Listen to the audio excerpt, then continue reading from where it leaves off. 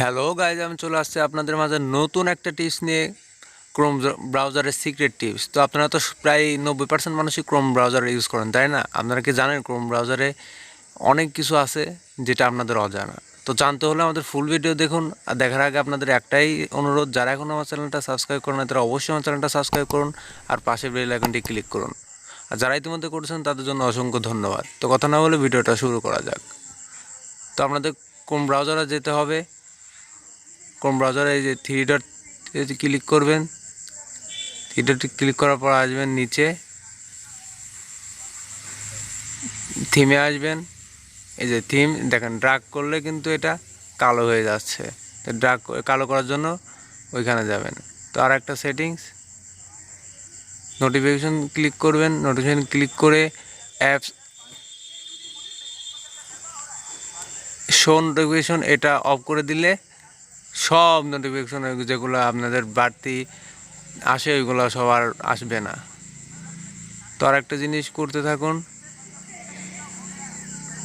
প্রাইভেসিতে আসবেন। প্রাইভেসিতে এসে clear browsing data, এখানে আসবেন ক্লিয়ার ডাটা, এটা অফ করে ওকে করে দিবেন। ব্যাক করবেন, ব্যাক করে ইউজ মোড লাইট মোডটা অন করে দিবেন।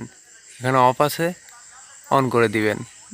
এই অন করলে আপনাদের প্রত্যেকটা ডাটা এখানে কত কি করতেছে এটা দেখা হবে। তো আপনারা তো অনেকেই জানেন না যে ডাউনলোড কোথায় হয় ক্রোম ব্রাউজারে।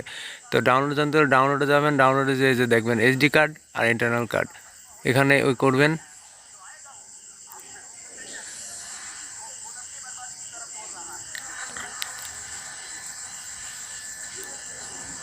আবার এদিকে সার্চ বক্সে লিখবেন google.com,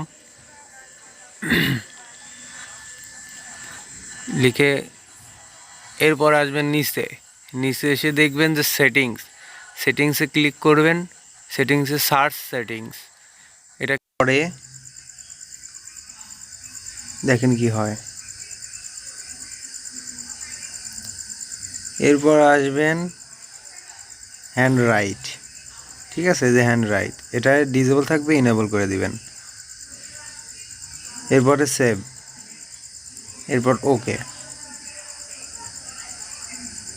এখন দেখেন আমি ডিসপ্লের পর যা লিখবো তাই এখানে লেখা উঠবে, হাই। ওই দেখছেন এখানে হাই উঠছে। এরপর স্পেস দিয়ে ডিএফসি, দেখেন এখানে ডিএফসি উঠছে। না এমন করে সব কিছু উঠবে, যেখানে আমার নাম দিচ্ছি এখন।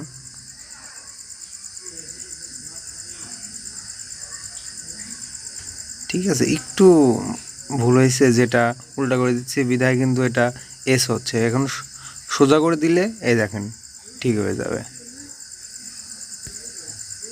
তো আশা করি এটাও আপনারা বুঝতে পারছেন, আর বুঝলে আমি সার্থক, কারণ আপনাদেরকে আমি বোঝাতে সক্ষম হয়েছি।